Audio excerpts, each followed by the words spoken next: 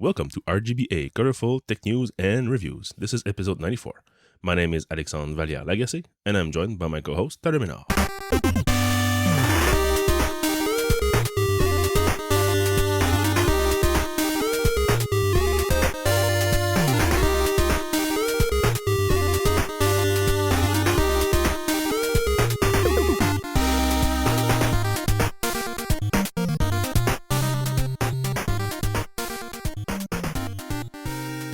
So, it finally happened. We have finally word from the gods that the keyboards are not so great after all. Apple published last week a nice little article explaining that they are now supporting the keyboard repairs for free for up to 4 years after purchase date.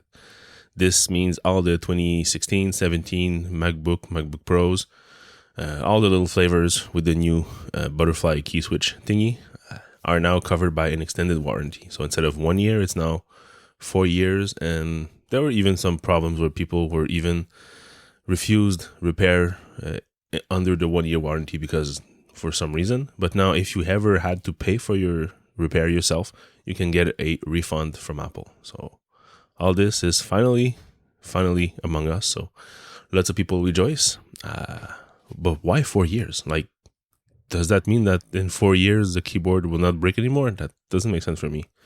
And I think last time I heard about a big recall like this was for the NVIDIA GPU in the 27, 28 MacBook Pros. And you had like a 1 year. Then they extended that for like another 2 years. And then they added like, I don't know, like another 3 or 4 years on top of that. So it was like in total maybe like 5 or 6 years, like basically almost until the device was classified as what do they call them? End of life? Vintage I think. Like the computer like now becomes a classic model, so they don't not support anymore, and they don't have all the parts either. And also it goes all the way back to the MacBook, so 2015 I think. The original MacBook One, we call it, or MacBook with only one port. It's the same keyboard. And what I find funny also, it means like for sure they're gonna have to release a new keyboard this time, no? When they're gonna come up with the new MacBook Pros, because they can't release a new MacBook Pro or update the MacBook Pro, and it's still under this like extended warranty. That means that these keys are not good. Well, yeah, that's the weird part, is that they are offering this program for keyboards that are still on the market as their main devices. So I'm really hoping that there's something coming up, like maybe has a press release next Tuesday or something like that, because it makes no sense for them to still continue to crank out defective or let's say fragile keyboards, because they're not all broken. It's just instead of being like in the low 5 or 6%, it's more like 12, 13, 14, like in the 2 or 3 times more than they usually have in terms of keyboard repairs. So they're not all broken, but still they are now selling the device, and they are still selling the device that are being extended. So it kind of doesn't make sense. Usually those devices were replaced by a fixed version, a fixed model with a new different keyboard, and you support the old one that had problems, but now it's the current one. So every time they sell a computer, they kind of have to expect a loss on the profit, because the keyboard they just sold might break like in the next year or 2, 3 or 4 years. That's a weird thing. And also, I just looked it up. It's vintage Max and obsolete Max. Obsolete, yeah, vintage and obsolete. All right, something else that is obsolete is Apple will start to use its own data. So no more using the data provided by data brokers for the Apple Maps. So they launched a huge piece with Matthew Panzerino, where he had access to the whole shebang of what happens with the Maps data, how it's collected. The car itself that runs an iPad has the main dash computer, and a single USB cable goes to the back where there's a Mac Pro that does all the crunching and the processing of the data from all the LiDARs and the 360 cameras and everything. That piece is huge. So I'm not going to resume the whole thing, but just to make a little example of what you can find in that piece is you have all the details on they are now using their own data that they've been gathering since 2015.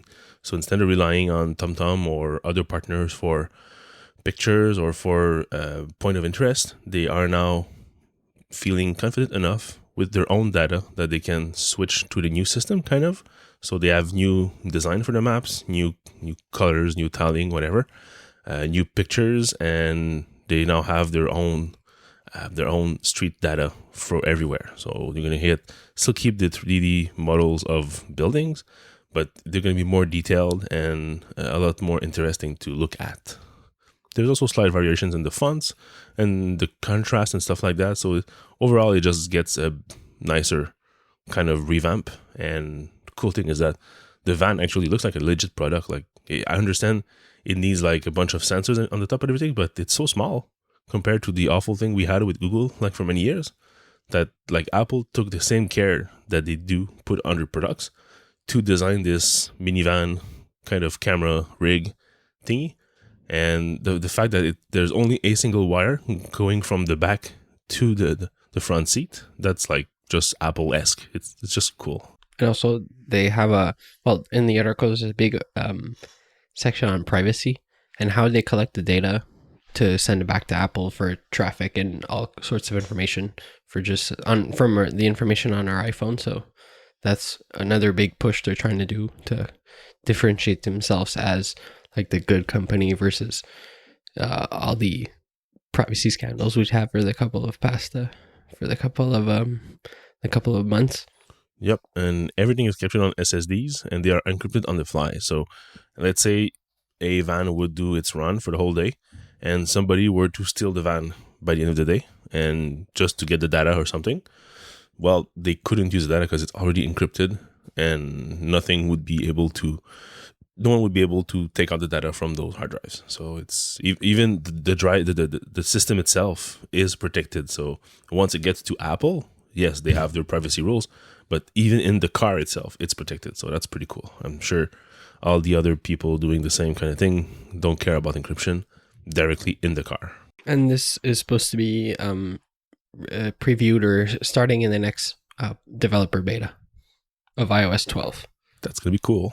Maybe I'm going to switch from Google Maps to Apple Maps for once. All right, so the piece that I was kind of waiting for many years, you probably heard that a couple of times over the last couple of years, Apple and Samsung being in court.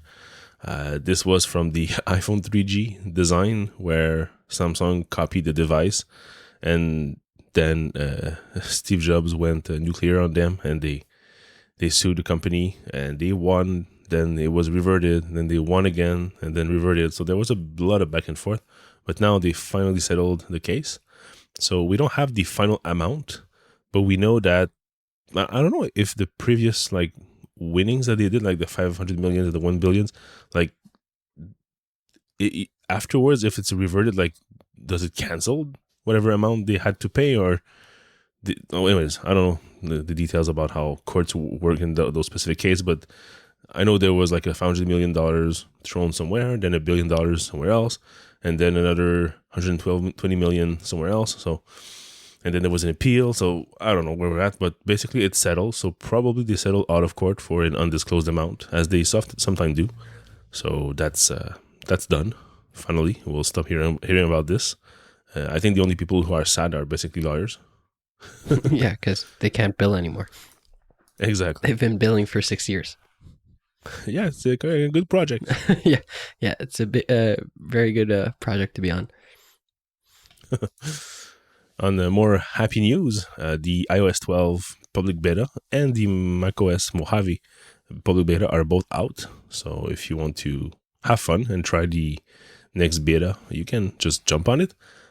Be wary that there are still some problems. The iOS beta is based on the developer beta 2, which I have on my phone, and I still have GPS troubles. So Waze and Google Maps, when I try to start like a directions and to just go on my drive, there's no GPS data for a while. And sometimes if I switch apps, it like unlocks and reacts and all is fine.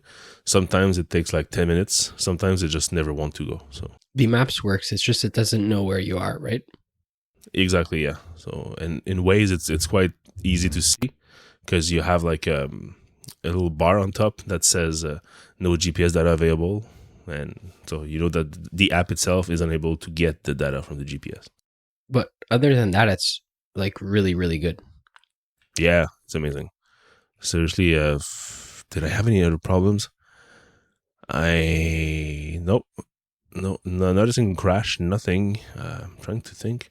My Still battery's the pretty solid too. not that much. That I'm still having troubles with. It's not that bad. Maybe like 20% less than before, but still, it's enough that if I don't charge during the day or when I got home at night, I'm not finishing the day. Like I'm gonna get like into the maybe 10% at 8 p.m. or something. So I need a little juice just before that so I can finish the day. But otherwise, it's very great. The only thing that doesn't really work for me since still, and is the usage data of how much time I spend on what app and everything. So that still is works. So I I sometimes see my device. Sometimes my device doesn't even happen. And if I click on it, I have some data. Sometimes it's data from the past week. So it still has problems optimizing all the data fetching. So it's still half working for me. So probably next beta it's going to be fixed. But for now, not the greatest. So for Mojave, have you tried to install it on your computer? Nope. No? Yeah, me neither. Do not want to risk it for now, especially for some of my developer tools. It's not going to probably be very compatible. I'll need to check to be sure that there's no real problem. And maybe I'm going to wait for, if not the GM, maybe one beta before GM, just to be on the safe side. I might be the scapegoat. I'm going to try it at work also to see if it happens to work fine or not, and be the one that tests it, that tests the water, like we say. Yeah, I might try it on my personal laptop. We only use it to record the show, so if that doesn't work, then the beta is really broken. Yeah. All right. So not much news, but lots of rumors to cover. I added 4 of them in the rumors corner. The first one is the one that I think you and I are waiting impatiently. At this point in time, buying AirPods, we're wondering and debating in the last couple of weeks, is it still worth it? Are there new AirPods around the corner? Is there something that Apple will provide us, like maybe sometime in the fall? So does it really make sense to buy them now? And now there's a rumor coming up from Bloomberg where Apple is actually hard at work on maybe 2 set of AirPods. The first one would be higher end, so most probably better sound, probably better battery life, stuff like that. Maybe faster internals. It could just be that also. Like when they say higher ends, they probably may also mean maybe just new chips, so it's faster and more responsive. But and I'm not sure exactly when that's coming out. They say for 2019, so could be March, could be June, could be September. If it's that far, then it really makes sense to buy AirPods now. And I think there's also another pair that they're working on, which is over the ear. So kind of like maybe bridging the gap between AirPods and Beats to get a kind of like in the middle product where it has the same tech as the AirPods, but in a ear cup design that is noise canceling and also noise isolating. So that's going to be interesting to see. Yeah, I'm more interested in the new over ears because my Bose are starting to fall apart a bit, and Yeah, I don't know why. And also the AirPods, I'm like half interested in because it's summer here in Montreal, and I'm super hot with my headphones on walking in the street. And I think you have the same problem, right? yeah, and I just changed my hair cups for my Bose, so I got the no-name replacement.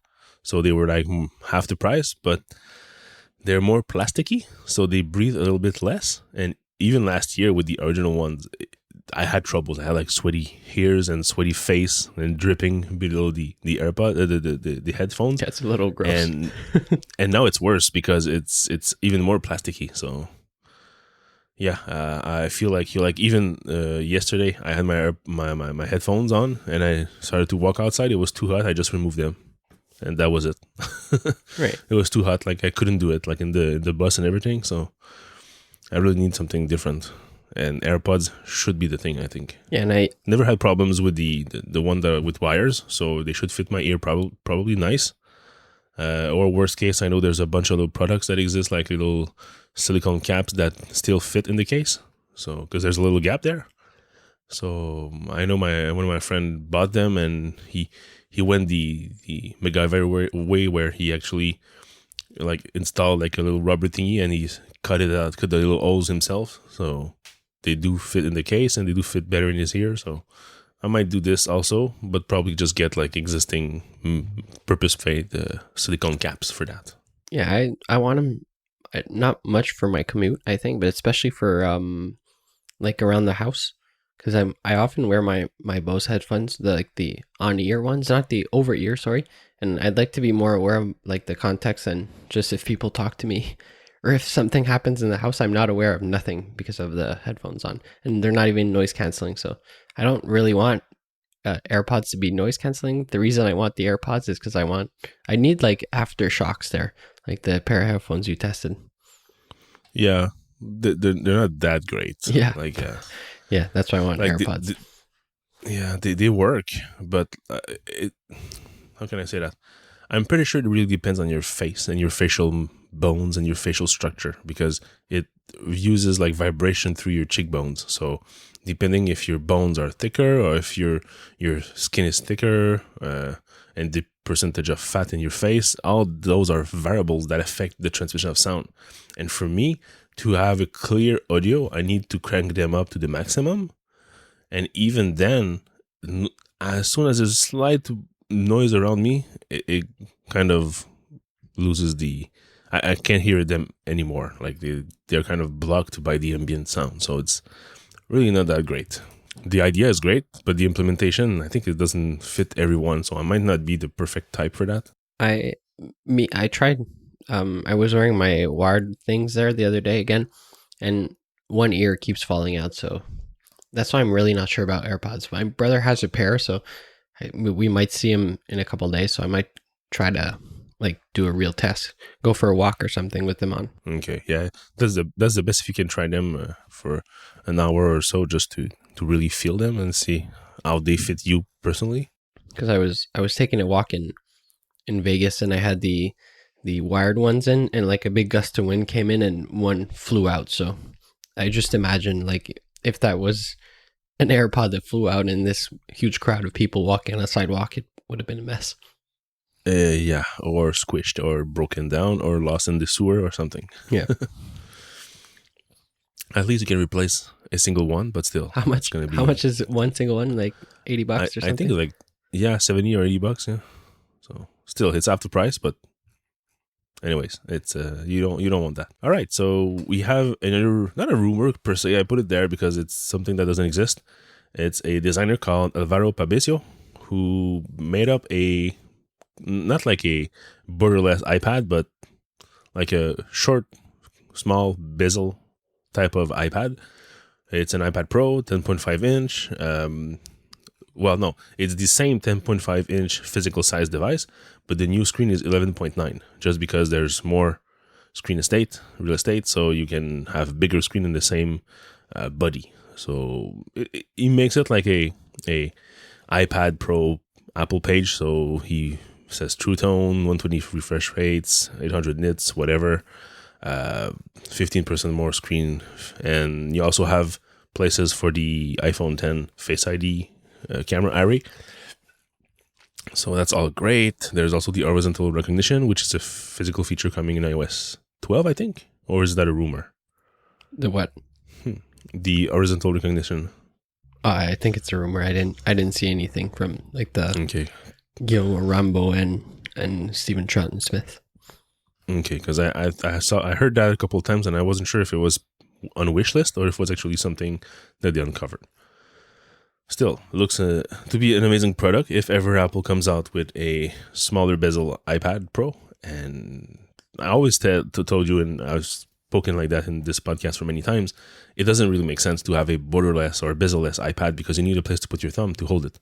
So you could reduce the size of the bezel like Alvaro did, but you cannot remove it, the whole thing. Like, you really need something to hold on to it, and otherwise you would press the screen constantly.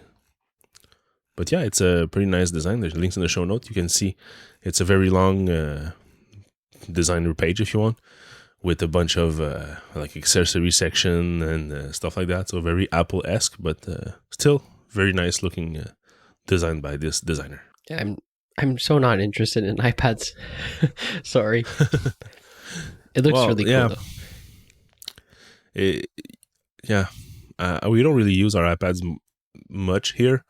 My kids usually use it as a glorified timer, so it's not really like used anymore for games, like because the games are so bad on iOS nowadays. It's ad after video after ad, and then if you try to hit the X, but if you hit it like one pixel to the left, then it opens the Safari and shows you another video for another ad or something to buy, or a bunch of pop-ups open up and to try to get you to buy an app or crap. So my kids are getting tired of that, and whenever they get a game, even if they like the game, if there's too much ads, they just remove it and that's it.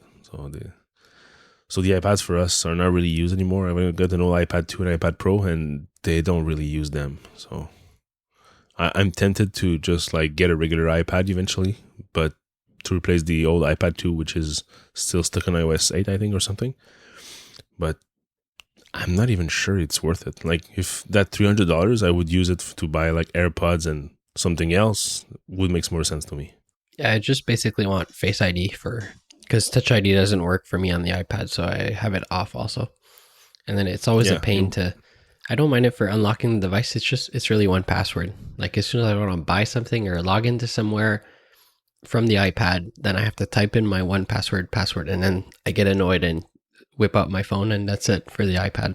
Yeah, totally understand. Your thumb situation has been discussed many times over this podcast, and I still feel for you because once in a while it fails me, and it's horrible. I'm so irritated.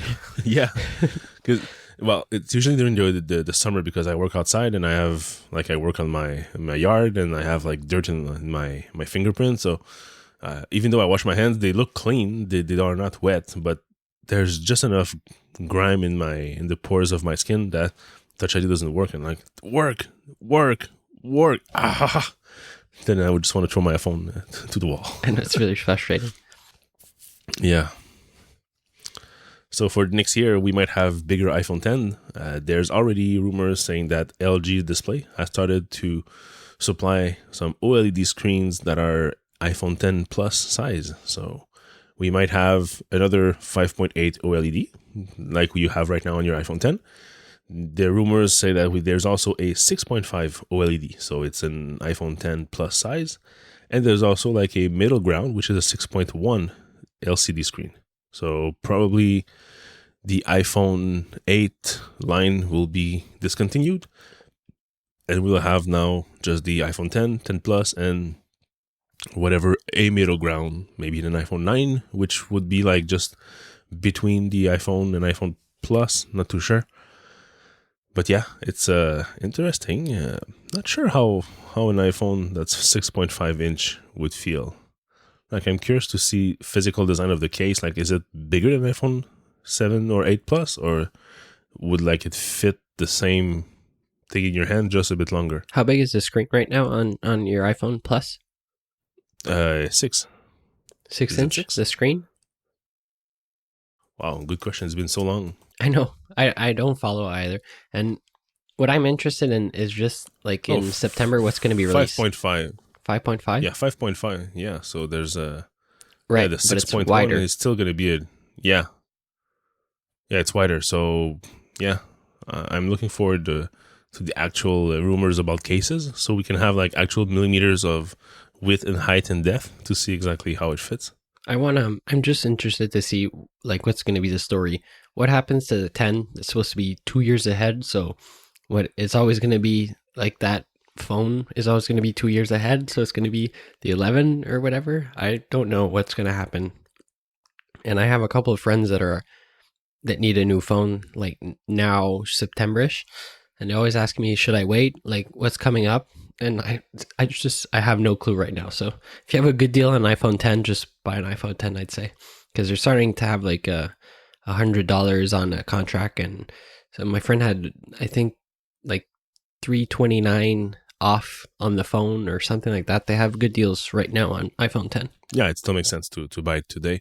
That 2 years advance, I think it's because whenever Apple comes up with a new technology, think of Face ID, Touch ID, even the Retina screen, they're they're always ahead of the curve from all the other manufacturers, and they're able to give you something that is of a certain quality that, yes, you start to see Android phones and the following months with the same thing in quotes, but it's not as refined or as polished.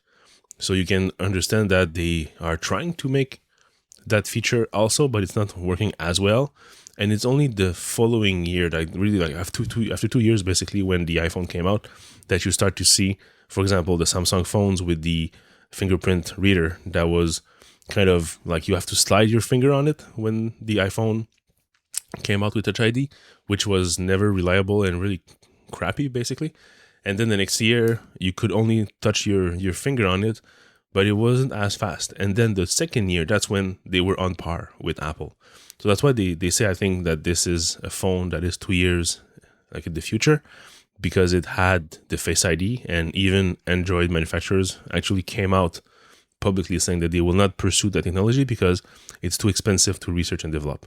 Face ID? Yeah, Face ID, the actual 3D mapping of your face and recognition like that. So instead, they just look at the camera and they look at your face and see it as a picture, and they just do comparison and see if it works. So that's why you can use all the OnePlus phones and you just show just your photo of your face and it unlocks.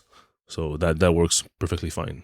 Yeah, but I feel like the people don't know, like, that Face ID. They don't understand. They think everybody thinks it's the same thing as Samsung, because Samsung had it first, kind of thing. And everybody says, yeah, but you can just stick a picture up to your phone and I'm going to lock it for you. And then you have to go out and explain, no, well, actually, they have like this map of your face with little dots and infrared cameras and you just look stupid. You know what we need? Just a simple ad that explains how Face ID works and also compares it with other manufacturer. And then they just take a picture, print it out on a cardboard and put it in front of the Android phone and it unlocks. And then they do the same thing with the iPhone and it doesn't work. And then they can show that dot projection on your face to explain how it works. So just an ad like that would work so well. But the thing is that Apple never compares itself with the other manufacturers. It's more Samsung who does it. And when they do it, they usually compare themselves with like 2-3 years ago products. So I have access to a Galaxy S9 if you want. You can do it on YouTube. Galaxy S9. Yeah, my friend also at work has one, but like he's like sold in for Samsung, so there's no way that. I have a friend that would lend it for sure. It's a work issued phone. It's this like work phone. He doesn't need it on the weekends or nothing.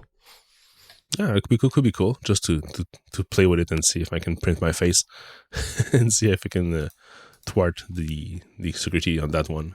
And the last bit of rumors, this one come with a bang, as we say. It's our favorite analyst, Min Chi Kuo, who is now working for TF International Securities. He did not release a bit of news. He released like a super long list of like thing. I think there's like 10 points. Basically, I'll just go run through them because they're just so fun. So he's saying that the new iPhones will come mostly September, probably more October at the earliest. So that's really how we're going to see it. So nothing early September as we are hoping sometimes. He's also saying that there's going to be a mix of LCD and OLED. And there's going to be triple lens for the iPhone, probably the iPhone 10, 2019. So that's going to be interesting to see how Apple leverages that 3-camera thingy. There's already like Huawei who does the P20 with Leica. So Leica provides the glass and probably the sensors, I guess, also. Or they might still use Sony sensors as they usually do, but just the glass itself and some of the engineering or calibration that comes from Leica. So that's interesting to see what they're doing. And from what I've seen, the pictures look great.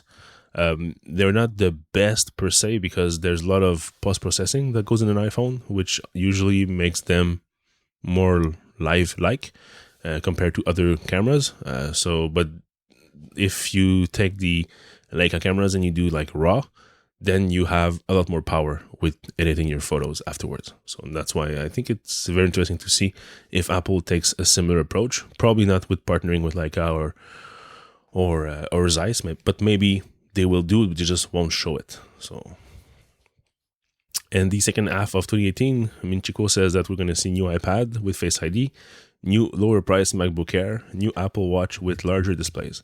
So that comes in as the second time we heard about a new Apple Watch redesign. So this year might be actually the year we get a new Apple Watch.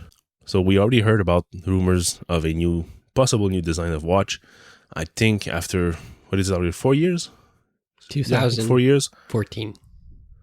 15. Yeah, already 4 years. 15. So for the fifth year, time for redesign. Hopefully all the watch band still fits. But I'm hoping for the watch to be flatter, to probably be a bit larger, because it works fine with 42 millimeters, but I would probably see something like more of a 46, 48-ish kind of thing, or maybe 3 sizes. That could also be something they do, so we'll have to see.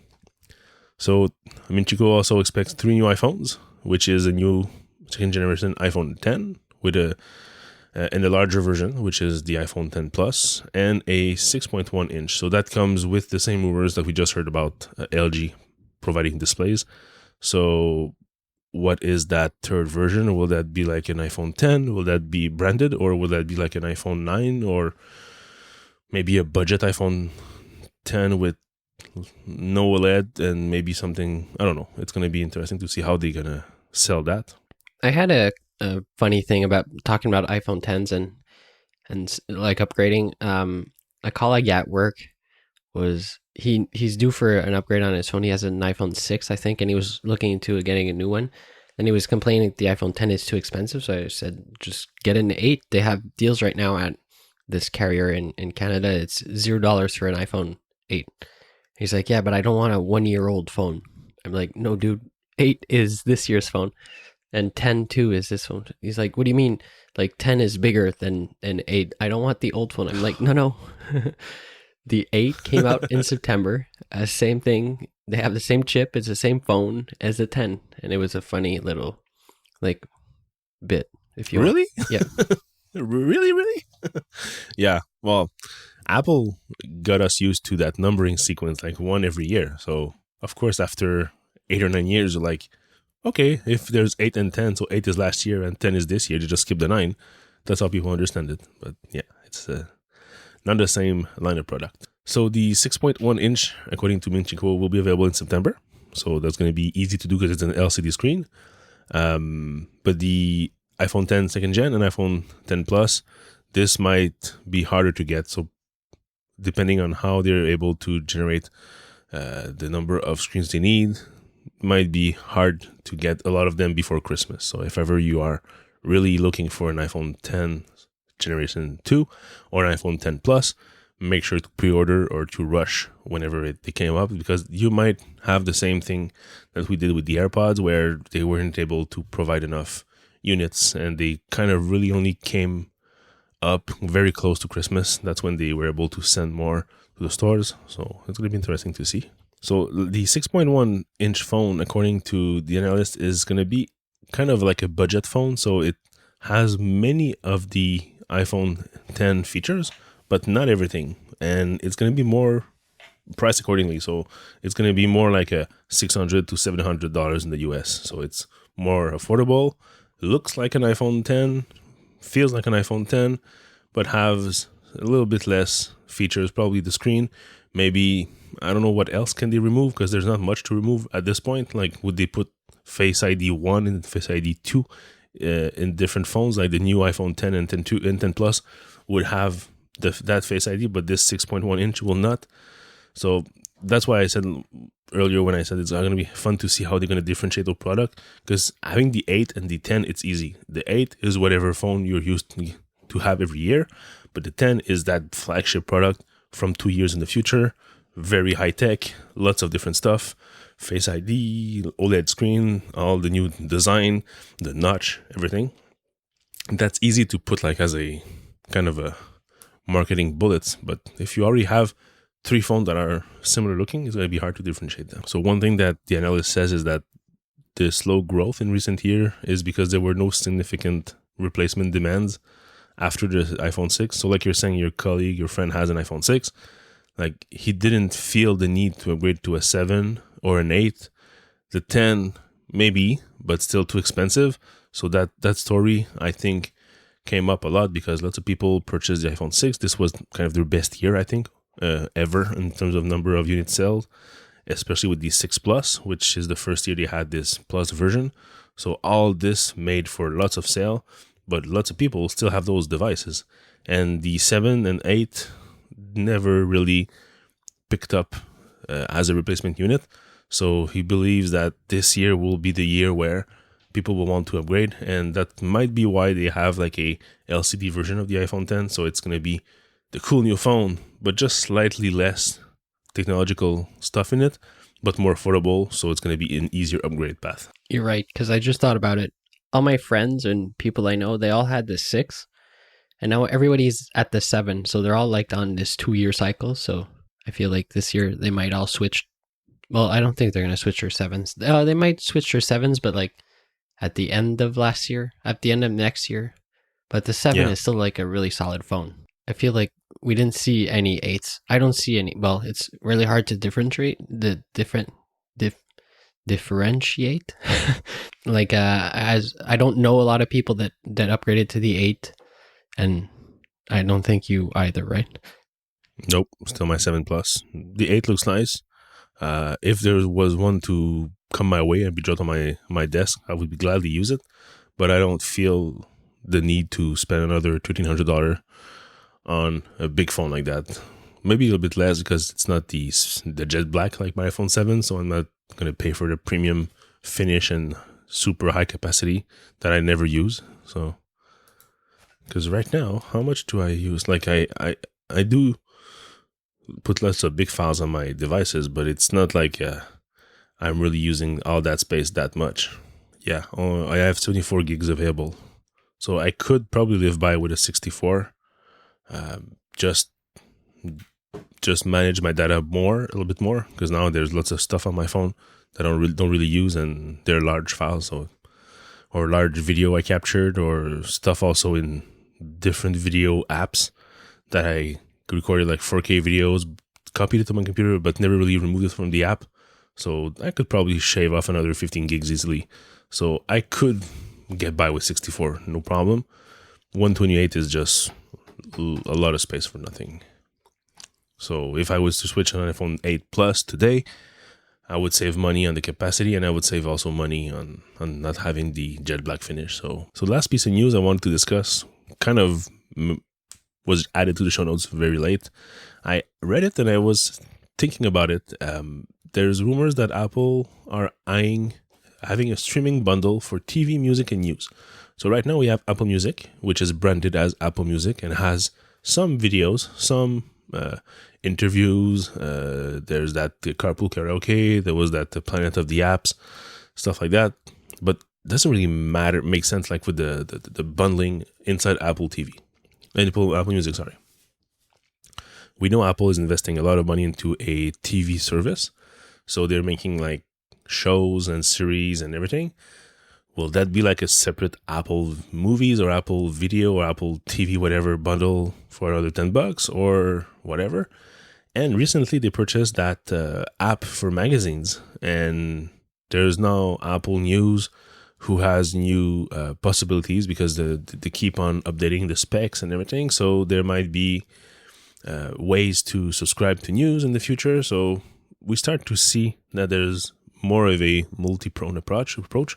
So instead of charging customers, maybe, I don't know, like a $5 or $7 or $10 per service, they might just want to get everyone in for a lower price and offer them TV, music, news, all in one single bundle. So that's going to be interesting to see how they approach this. I don't think I'm going to purchase unless there's really something like out of this world, like I don't know, like a new Star Trek series or something that's only on Apple TV or Apple Video. I don't know how to call it. It's getting confusing with so many reuse of the same words. But otherwise, like Apple Music, I buy it because I have the family plan and we have 3 people in my household on it. And that makes sense for that $15 a month. Everyone's there and unlimited.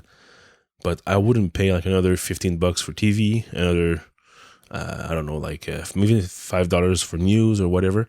That wouldn't work for me. But unless they bring out a family plan that has all 3 services, maybe for $25 per month, then I would, okay, the extra $10 makes sense because I got so much more and it's also family. So that's a way to maybe get another $120 out of my pocket every year for Apple. So I don't know what you think about the bundling and everything, but I think it's going to be a different, interesting approach.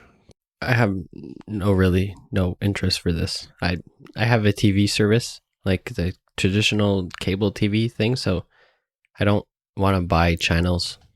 I don't know. Cord cutter. Yeah, but it's gonna come up to like the same prices what I pay for, and you're gonna have less channels. Less channels, man. You can't watch as much stuff. Oh yeah, it's because you're already watching your 500 channels right now, I'm sure. Yeah. I use all the channels I have. Oh yeah, they're all on at once. No, yeah, that's why you have 50 TVs in your living room. Yep. Oh geez, yeah, that's the thing that I really hope gonna happen in the future is to be able to pick and choose, because I just want like 3 or 4 or 5 channels. The rest I really don't care. Yeah. But if we do that, if whatever our provider does that, you can be sure that this is going to be the end of specialized TV, because no one is going to buy that food channel and pay $5 for it. Like, it's going to be either it's bundled in with something that's like $50, or it's never going to be purchased. I'd pay for food channel though. It's the only one I'd pay for. It's the only one that we actually watch. Oh yeah. So that was a bad example. Well, yeah, but I know that these are very popular nowadays. Yeah. So, but maybe like, are you really watching Movie Network 1, 2, 3, 4, and 5? Like, that's the kind of thing that you. It's just because it gives you the option of 5 movies anytime. Yeah, but like, how often do you look at those 5 movies and really say, "Oh, I'm going to be on my TV at 8 p.m. tonight because of that movie"? No, I PVR it. Yeah, so PVR at this point should just be streaming. So yeah. I think I would pay though for a TV service that's only like just PVR stuff like from the past. Like, instead of watching live TV, you don't provide me any live TV, but I have like this box which allows me to go to past shows. So let's say, for example, that today is Sunday and it's Game of Thrones, and it goes on TV from 9 to 10, and then at 10:01 I can go on my little device and stream the Game of Thrones from an hour ago. Because like, I'm sure there's a lot of people, you probably are included in that, where you don't actually set up your day according to TV schedule. You just PVR it, and whenever you have the time, you watch it. Exactly. But it's exactly what we do. Yeah, it's never at the time of the show. So there's no need for live TV anymore. You just need the data. So. And we used to like have the TV running in the background when we get home, just have Food Network or whatever. But now we're starting to listen to music more and more, so we don't even need like live TV really anymore. Yeah, that's what I mean. There's probably an angle for that, and I don't know if there's like a cocky investor who would like to start something, but I would be a client of that. But it's so many like TV deals and have to deal with networks. It must be like it's like basically impossible. Yeah, but there's always ways to negotiate. Like, you could have like everything like minimum 6 hours later, or a day later, or a week later. Like, I don't think there's a lot of people who are so ingrained into their TV watching experience that they really need to watch everything the same day. Like, it could be the next day, or for most of the stuff, you can even be the next week. Like, who cares? Like, for me personally, the only thing I really need to watch when it comes out nowadays, it's like Game of Thrones. And Star Trek also, yeah, that we had last winter. These are the only 2 shows that I was looking for them like when they were playing, and not like the next day. It would be too late. I wanted them now so that the next morning in my bus ride I could watch it. So these are the only 2, but otherwise any other TV series or whatever, we kind of just like need some kind of a PVR system that allows us to just watch it whenever we want. So it's called torrents. Yeah, But that needs some work. Like, you need to search for it, you need to find a good source. And with all the different laws in place in Europe and here, and it's getting harder to get good content easily. So unless you really spend your day roaming the internet and find like the very new source of torrents and everything, but I'm not that kind of guy anymore, so I don't have that time to spend just roaming around the Juarez sites and everything. So, man, that was a long time ago since I said that Juarez word. I don't even know what that means. Come on, guy. What is it? It's all the softwares legally available on the web. So they were called Juarez. So you would have like, I don't know, like you would just Google search Juarez and Photoshop, and you would find your way to some shady website with a zip of Photoshop with something that's gonna either register it for you or gonna come with a keygen or something. So that was all like in a section called Juarez. All right, that's it for episode 94 of the RGBA podcast. You can find the show notes at RGBA.fm. You can find the podcast on Twitter at _RGBAfm. And you can find us on Twitter. I'm Vallier, VALLIER, And I'm Tyler Menard, TYLER MENARD. Have a nice week. We're getting really good at spelling your names. Yeah, after so many years. Yeah. Have a nice week. You too. Bye.